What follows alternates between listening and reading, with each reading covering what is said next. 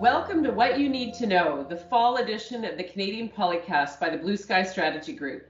We hope you've all been doing well. My name's Susan Smith, and I'm joined today by my colleagues Jeff Turner, Neil Broadley, and Cameron Holmstrom. Parliament is back.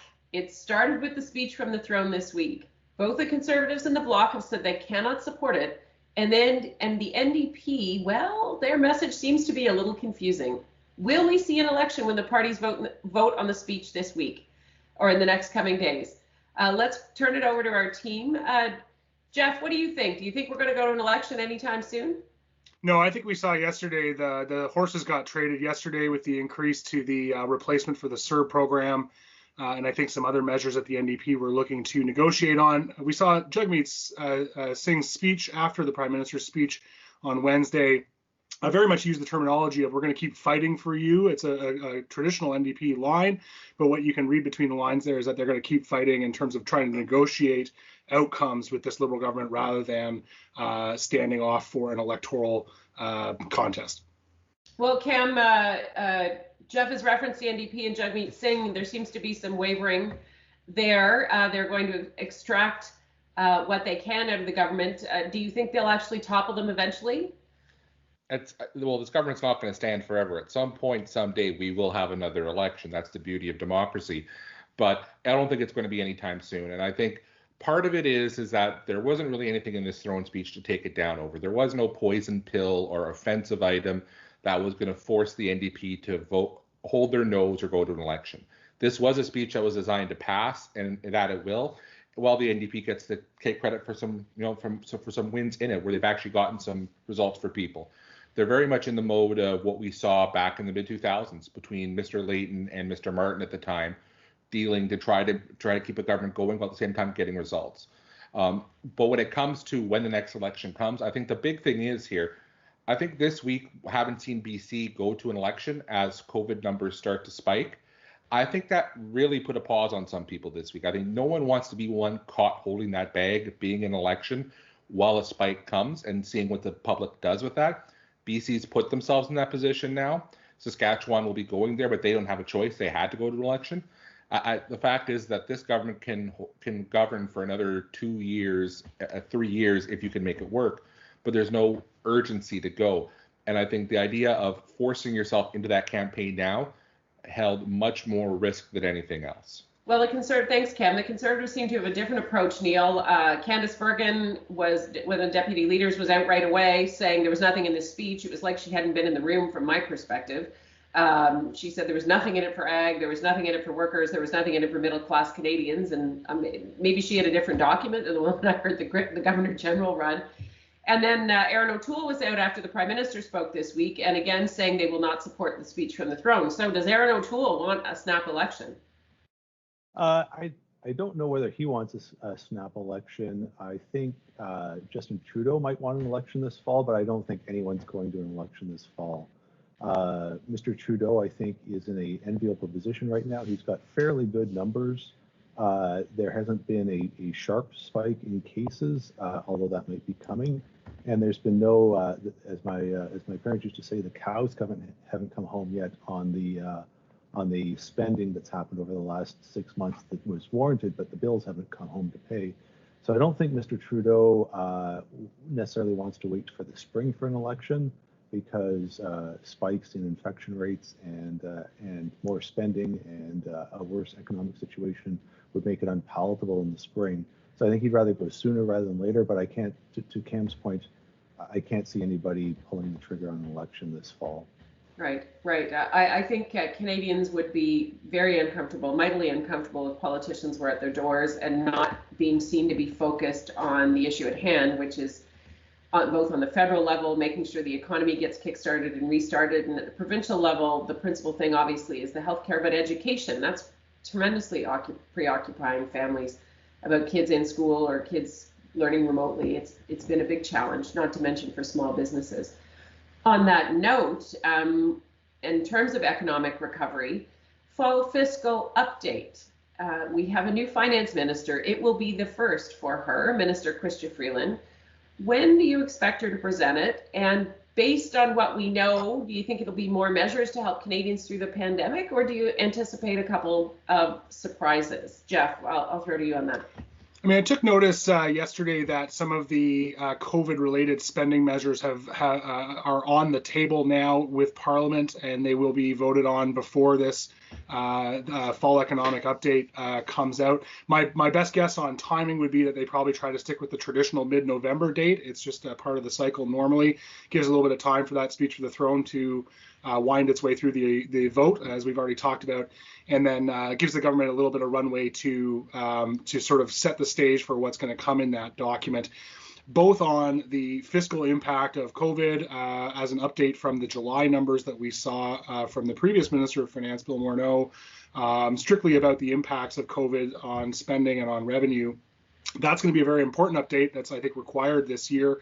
And then they would be well advised, of course, to put in whatever their kind of top several priorities are. And I would actually argue those top priorities will likely look like things they have been discussing with their dance partner, the NDP, because if the NDP want to see progress into a budget next year that they can then discuss horse trading, they're going to want to see follow through on some of the things they talked about. So my sense is it'll be in November, and I think it will be both that a very sober fiscal update for all of us, but then they'll try to pick the top couple of things from that throne speech and put some flesh on those bones.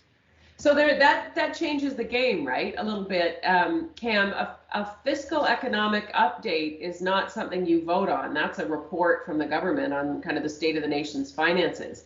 If they bring in something like do you think they might bring in something like a mini budget, which they could do, and again make that votable, again potentially triggering, creating a scenario to trigger an election or not? Do you see it coming in that way, Cam, or do you see more sticking to a fall fiscal update? Honestly, I think they have to do some form of mini budget, because the whole point of the prorogation to begin with was because of the exceptionality of the situation, the emergency that we're in, that the last 6 months obviously have changed so much since the last budget, and that required some kind of exceptional response. Well, if that's where we're at, that doesn't mean that you can go back to the usual practice of, okay, we'll just do an update and go about things. Politically, though, the other side of it is that the NDP basically, the approach they're taking is the old Ronald Reagan line of trust but verify. And I think that's basically what you're going to see. The verification piece they need to see action. They need to see continued action. We saw that with a little bit of horse trading around the CERB replacement this week already. But there's going to be that constant pressure to see actual delivery on these promises. So to me, a mini budget offers the best opportunity to put that on the table while keeping the pressure of the leverage of a confidence vote. Instead of doing it one-off piece of legislation, I don't think it's necessarily going to give them exactly what they want. Plus, if you look at some of the things that are on the table that they're promising up front, whether it be accelerating expenses on for spending on rural broadband, or whether it be on some of the supports for small businesses, or even things like home retrofitting or whatnot. There's enough there, I think, to do that they can roll out the door right away that would fit nicely into a mini budget. And let's just face it, we're 6 months into this. The next budget would have been 6 months from now. A lot can still change before then too. So I think the traditional budget cycle might be a little bit out the window at this point, just because of needing to respond to the situation. Yeah, that's a very good point. Neil, do you think from a conservative perspective, they'd rather see a mini budget come in that is potentially another way to defeat the government, or again, would they just rather have a fall fiscal update? Would they prefer not to go to an election at this point, and therefore, because they don't want to have to, obviously they won't support anything, a fall fiscal budget, but then they get jammed again by the government if they're voting against measures that will help Canadians? Well, I agree with, just to go back, I agree with Jeff that I don't think there's going to be any fiscal update until November. There's a provincial election going on in BC. The federal government's not going to go out with any fiscal update before that election's over. So we're into November. I don't think that there's a need to go to a mini budget. Chrystia Freeland can go out and announce a few new policy planks with some costing around it, and bring in single pieces of legislation to enact whatever they need to enact. That's what they seem to be comfortable doing that right now with COVID-19 response bills. That's what we've seen for the last 6 months. And as for calling an election, I go back to my previous answer. I don't think anybody wants to be seen going to an election until there's a definite vaccine or there's a definite way out of the spread of COVID-19. I think that's politically tone deaf these days. Jeff, you want to chime in there? Yeah, just a quick note on the concept of a mini budget, because what to your point, what makes it a mini budget is basically a budget bill that accompanies the statement of the economics and the statement of the priorities that they want to focus on. And maybe this is more of a normal times analysis, but a minority government's best vehicle for passing legislation that may or may not be related to the budget is the budget bill, because you know that you're going to either have confidence or not. And having been around a few of those, it doesn't mean that everything in that bill will be it has to have a mention in that speech. That's about the threshold that you need to have. So I'm thinking of little things like this clean water agency they're talking about setting up, or, the Clean Power Fund will probably require some legislation. Things like this that I think they need to put into that big, bad, scary omnibus bill word. They might look at this as an opportunity to do some housekeeping legislation, run of government stuff that is separate from, to Neil's point as well, the big COVID bills that are going through presently, or that might be done one-off because they are focused on that situation. But a minority government has a hard time knocking off the administrative day-to-day business of government by legislation because it's so uncertain. You don't want to put something on the table that's going to be defeated, because that's embarrassing, and it could lead, if it's a confidence vote, of course, could lead to a defeat. So I think we also should look at this fall, if the government is tempted to do some housekeeping or put through some other initiatives through that piece of legislation that they have an assurance will be passed. I think we should keep an eye out for that, especially from a client context, if they have pieces of that agenda that they want to see the legislation for. Well, you foreshadowed my next question, and that was bringing out your fall crystal ball. You brought yours out already, Jeff. Neil, what does your crystal ball look like in terms of the political agenda? You've got a brand new leader. He's unfortunately, and I hope he's on the mend, to him and his family. We wish him well. Aaron O'Toole's quarantined by COVID at the moment. Not the illustrious start he's hoping for. What do you expect to see from him this fall? Well, of course, our best wishes go out to Mr. O'Toole and his family, and Mr. Blanchette and his family as well. That's right. For the fall, it really depends on the run of the COVID-19 virus. The latest graphs put up by the government show modeling that could get out of control quite quickly.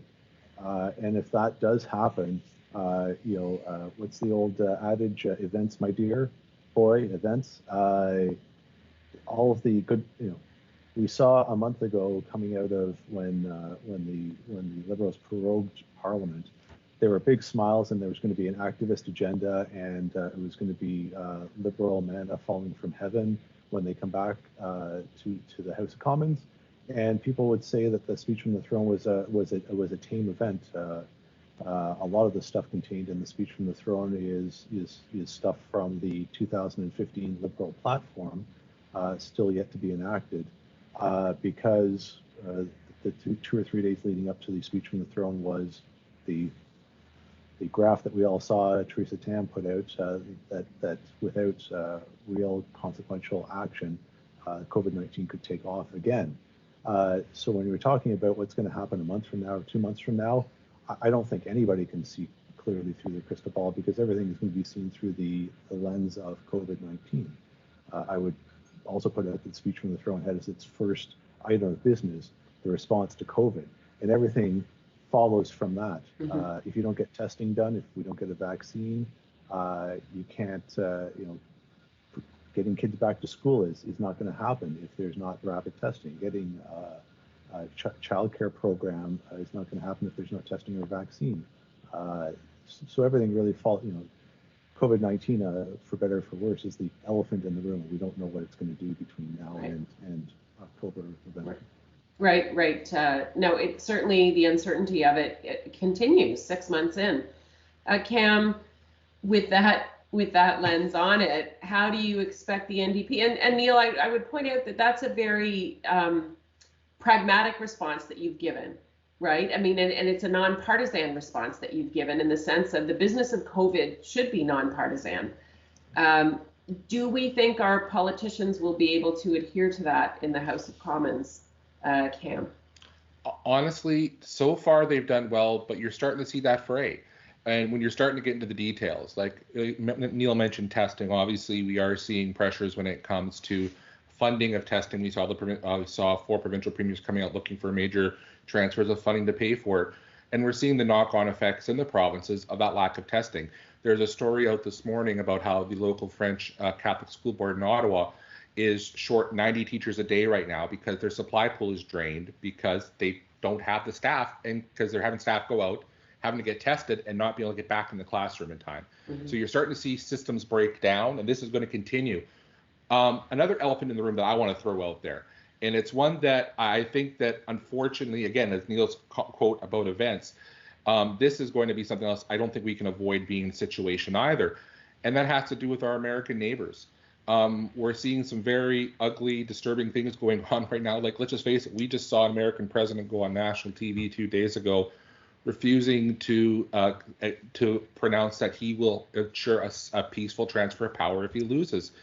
And let's face it, is that we know that regardless of what happens in that vote on November 3rd, the weeks after are not going to be peaceful. They're not going to be calm. And as our neighbor, our largest trading partner, sitting right on the doorstep, that can't help but have some potential backlash or slide against us. And I think that's something that we unfortunately, again, events that while COVID's going to create an uncertain situation, so is what's happening on our border. And I think there's only so much we're going to be able to control. And honestly, as much as we're looking at the current moment with a reasonable amount of fear and concern, we might look back on this time in a couple of months as the good times, compared to what might happen with a rise in COVID cases and potential issues to our southern border and what that might mean across the board. So honestly, what I'm hoping for, actually, was Jen Gershon had a very good piece on this week about the potential effects of how this could just basically knock what happened in our throne speech right off the map. And I'm personally hoping, and I'm confident, that all of our politicians are realizing the danger in the moment, the problems in the moment, and realizing that they have to kind of come together to do what's best for the country as a whole, to hold this all together. Yeah, Confucius said, "May you live in interesting times." Clearly we do. And Cam, I don't think we ever thought, those are very good points that you raise, I don't think we ever thought we could ever predict that the two chief concerns for Canada to be preoccupied with would be a global health pandemic and unrest and disruption in American democracy. So fortunately, Canadian democracy continues to be strong, and we continue to have the excellent and wise insights of the Blue Sky Strategy Group team. So I want to thank you all for tuning in to What You Need to Know. Cameron Holmstrom, Neil Brody, Jeff Turner, and our excellent producer, Allison Fair. Thank you for joining us for a Canadian Polycast with Blue Sky Strategy Group's team of political observers. Have a great weekend, everybody. Blue Sky Strategy Group is one of Canada's leading public affairs firms. For government relations, lobbying, and strategic communications advice across Canada, visit us at blueskystrategygroup.com.